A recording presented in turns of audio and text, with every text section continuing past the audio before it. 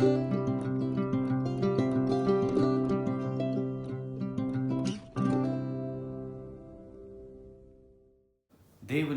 పరిశుద్ధ నామానికి వందనాలు. మీ అందరికీ యేసు నామములో శుభాలు వందనాలు తెలియజేస్తుంటున్నాను. డైలీ డైరెక్షన్ ప్రోగ్రాంకి మరి ఒకసారి మీకు ఆహ్వానాన్ని తెలియజేస్తుంటున్నాను. డైరెక్షన్ మార్గం అనేది దేవుని యొక్క వాక్యాన్ని మనం తెలుసుకుంటే, దేవుని యొక్క వాక్య జ్ఞానాన్ని మనం సంపాదిస్తే, దేవుని యొక్క వాక్యాన్ని మనం ధ్యానిస్తూ ఉన్నప్పుడు దేవుడే మనకు మార్గాన్ని చూపిస్తాడు. ఆ మార్గంలో మనకు విజయాన్ని దేవుడు అనుగ్రహిస్తాడు.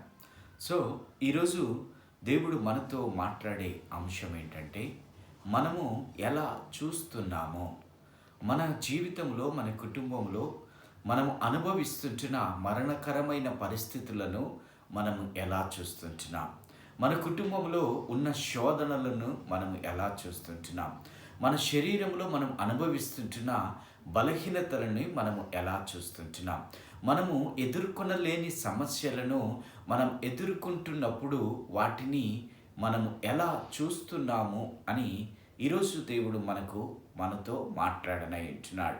మనము ఒక వ్యక్తిని బైబిల్లో మనం చూస్తాం. ఆ వ్యక్తి ఎలా చూసినాడో మనము కూడా ఆ రీతిగా చూసినప్పుడు మనం అనుభవిస్తుంటున్న ఆ యొక్క పరిస్థితుల నుంచి మనం కూడా విడుదల అనేది పొందుకోగలుగుతాం.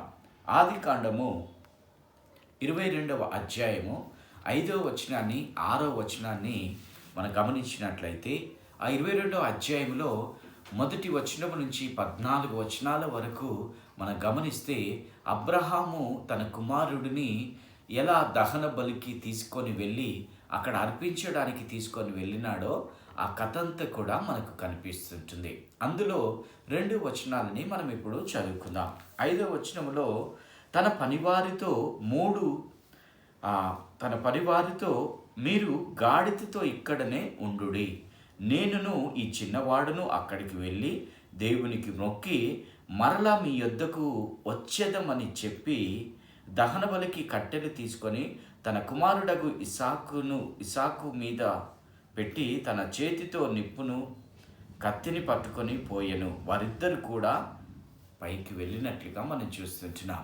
ఇక్కడ మనం గమనించినట్లయితే, అబ్రహాము తన కుమారుడిని తీసుకొని ఆ కొండ మీదికి దహన బలి అర్పించడానికి కట్టెలు, నిప్పు, కత్తి ఇవన్నీ తీసుకొని వెళ్ళేటప్పుడు వాళ్ళ దగ్గర ఉన్న పనివారికి చెప్తున్నాడు, మీరు ఇక్కడనే ఉండండి, మేము వెళ్ళి దేవునికి మొక్కి మరలా తిరిగి వచ్చేదమని అక్కడ చెప్పినట్లుగా మనం చూస్తున్నాం. జాగ్రత్తగా గమనించండి. ఇక్కడ అబ్రహాము తిరిగి దహన బలి అర్పించి మరలా తిరిగి నేను వస్తాను అని చెప్పలేదు, మేము తిరిగి వస్తాము అని అక్కడ చెప్పినట్లుగా మనం చూస్తుంటున్నాం. అంటే వెళుతున్న ఇసాకు, వెళుతున్న అబ్రహాము ఇద్దరు మరలా తిరిగి వస్తారు అని అక్కడ పలికినట్లుగా మనం చూస్తుంటున్నాం. గమనించండి, ఇక్కడ అబ్రహాము ఇసాకును బలిగా అర్పించడానికి వెళ్తున్నాడు. మరలా ఇద్దరము తిరిగి వస్తాము అని ఎలా చెప్పగలిగినాడు అంటే, అక్కడ అబ్రహాము ఉదయం మొదలుకొని ఈ దహన బలి కార్యక్రమానికి వెళ్ళే సమయం వరకు దేవుడు తనతో మాట్లాడిన మాటలకు లోబడినట్లుగా మనం గమనిస్తుంటున్నాం. దేవుడు వాగ్దానం ఇచ్చినాడు. దేవుడు ఒకవేళ నా కుమారుడిని అక్కడ నేను బలిగా అర్పించినా కానీ తిరిగి మరలా నా కుమారుడికి ఆయన జీవాన్ని ఇస్తాడు, మరణించిన నా కుమారుడిని మరలా తిరిగి లేపుతాడు అని నమ్మి మరి అక్కడ మరలా మేమిద్దరము తిరిగి వస్తామని చెప్పినట్లుగా మనం చూస్తుంటున్నాం. దీని గురించి ఇంకా క్లుప్తంగా మనకు హెబ్రీ పత్రిక 11వ అధ్యాయం 17, 18, 19 వచనాలలో అక్కడ అబ్రహాం క్లియర్గా చెప్తాడు, నువ్వు ఆ రోజు ఎందుకు ఆ మాట పలికినావంటే, నా కుమారుడిని నేను బలిగా అర్పించినా కానీ మరల నా కుమారుడికి జీవాన్ని ఇస్తాడు, జీవింపచేస్తాడు, మరల మేమిద్దరము తిరిగి వస్తాము అని అక్కడ అబ్రహాము విశ్వాసం ఉంచినట్లుగా మనం గమనిస్తున్నాం. కనుక అబ్రహాము ఏం చూసినాడు? ఆ మరణకరమైన పరిస్థితిలో ఎదుర్కొనలేని పరిస్థితి అబ్రహాముకు. ఎందుకంటే వాగ్దానము చేత పొందుకున్న కుమారుడిని దహన బలిగా అర్పించబోచుంటున్నాడు. అది హృదయం తట్టుకోలేని విషయము, అది అంగీకరించలేని విషయం అయినా కానీ ఆ యొక్క సందర్భాన్ని అబ్రహాము ఏ రీతిగా చూసినాడో దేవుడు మరలా జీవింపచేస్తాడు, మరలా నా కుమారుడికి జీవాన్ని ఇస్తాడు అని అబ్రహాము చూసినట్లుగా మనం చూస్తుంటున్నాం. గమనించండి, అంటే అబ్రహాము దేవుని యొక్క మాటకు లోబడినాడు. ఇక్కడ మరొక విషయాన్ని మనం గమనిస్తే, అబ్రహాము దేవుని యొక్క వాగ్దానాలకు లోబడ్డాడు, అబ్రహాము దేవుని యొక్క మాటకు లోబడ్డాడు, అబ్రహాము మాటకు తన భార్య లోబడింది, అబ్రహాము మాటకు తన కుమారుడు కూడా లోబడినాడు. గమనించండి, మనము కూడా దేవుని యొక్క మాటకు లోబడితే, దేవుని యొక్క వాక్యానికి వాగ్దానాలకి లోబడితే, మనం కూడా మరణకరమైన పరిస్థితిలో కూడా మనల్ని దేవుడు జీవింప చేస్తాడు, దేవుడు మనకు విడుదలనిస్తాడు, దేవుడు మనల్ని స్వస్థపరుస్తాడు అని మనం చూడగలుగుతాం. అబ్రహాము చూసినట్లుగా అబ్రహాము, దేవుడు నాకు వాగ్దానం ఇచ్చినాడు, నా సంతానమును ఆకాశపు నక్షత్రం వలె సముద్రపు ఇసుక రేణుల వలె చేస్తాను అన్నాడు అని ఆ వాగ్దానానికి లోబడ్డాడు. దేవుడిచ్చిన వాగ్దానాన్ని మరలా వెనుకకు తీసుకోడు.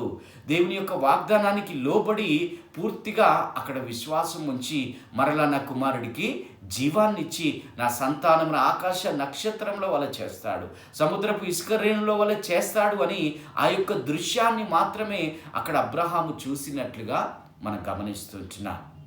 కనుక ఈరోజు నీ కుటుంబంలో కూడా ఏదైనా శోధనలు ఉన్నాయేమో, ఏదైనా సమస్యలు ఉన్నాయేమో, ఏదైనా అనారోగ్యము చేతను బాధపడుచుంటున్నావేమో, దేవుడు నిన్ను బాగు చేయడానికి ఈ లోకానికి వచ్చినాడు.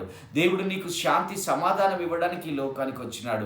దేవుడు మన బ్రతుకులను మార్చడానికి కలువరి సిలువలో ఆయన పరిశుద్ధ రక్తమును కార్చినాడు. కనుక మనం దేవుని దగ్గరికి వచ్చినప్పుడు ఆయన నా బ్రతుకును మారుస్తాడు అని చూడాలి, నా శోధనల్ని ఆయన శోధనల నుంచి విడిపిస్తాడు అని చూడాలి, మన బలహీనతల నుంచి అనారోగ్యం నుంచి మనకు స్వస్థత దయచేస్తాడు అని మనం చూడగలగాలి. నువ్వు దేవుని యొక్క మాటకి ఎప్పుడైతే లోబడతావో, దేవుని యొక్క వాక్యానికి వాగ్దానాలకు ఎప్పుడైతే నువ్వు లోబడతావో, దేవుడు నీ మరణకరమైన పరిస్థితులను కూడా ఆయన జీవింప చేస్తాడు, ఆయన మన బ్రతుకును మారుస్తాడు అని మనం చూడగలుగుతాం. కనుక దేవుడిచ్చిన ఈ యొక్క నూతన దినమందు ఒక తీర్మానం చేసుకుందాం. దేవుడు మన పరిస్థితులను మారుస్తాడని చూద్దాం. విశ్వాసం కలిగి ఆ యొక్క దృశ్యాన్ని మనం చూద్దాం. అబ్రహాము తన సంతానం ఆకాశపు నక్షత్రంల వలె దేవుడు ఆశీర్వదిస్తున్నాడని ఆ యొక్క దృశ్యాన్ని, ఆ పిక్చర్ని చూసినాడు. ఈరోజు మనం కూడా మన పరిస్థితులను దేవుడు మారుస్తాడు, మన కుటుంబాన్ని దేవుడు ఆశీర్వదిస్తాడు, మన శరీరాన్ని దేవుడు బాగు చేస్తాడని ఆ యొక్క పిక్చర్ని చూసి దేవుని యొక్క మాటకు లోబడినప్పుడు దేవుడు మన జీవితంలో కూడా ఆయన కార్యాలు జరిగిస్తాడు. అటు కృప దేవుడు మనందరికీ దయచేయును గాక. God bless you all.